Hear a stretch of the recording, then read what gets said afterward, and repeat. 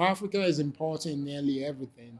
When we have a continent where 70% of our people are under the age of 30, Nigeria is 16.9, that's the average age, which means we have a lot of young people that we need to provide job opportunities to. Our population is growing as well.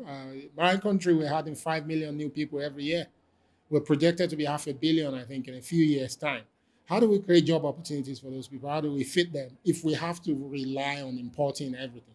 So it's now even more dangerous for the continent not to prioritize a phenomenon like artificial intelligence. And that's why I think its application exists everywhere, whether it's in education, where we have a lot of young people to educate. A few years ago in Africa, solution to education used to be build more schools, train more teachers.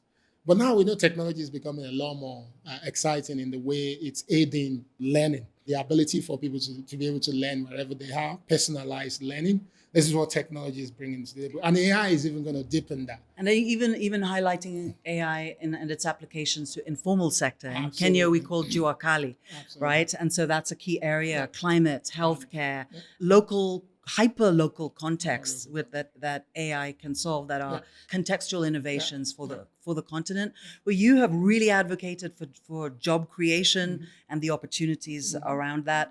How do we go about it? Are we talking about skilling up, retraining, reinventing the educational system entirely? What about our languages?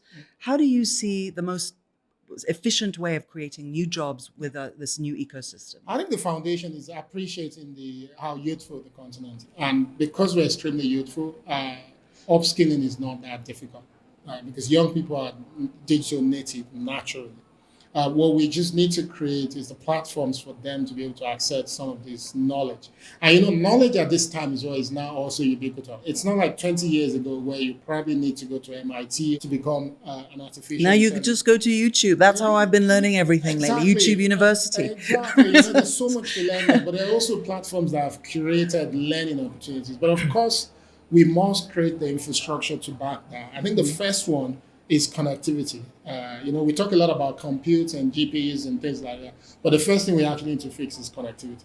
And this is what I've been saying, that Africa needs to move away from that old narrative of mobile first to investing in fiber optic network across the continent, where young people who want to build AI can access affordable computers, but actually be able to process good AI models and use their laptops for that, because mobile will not be sufficient for the kind of generation of people that we have. Then, of course, we've talked about skilling. We need to focus on skilling these people.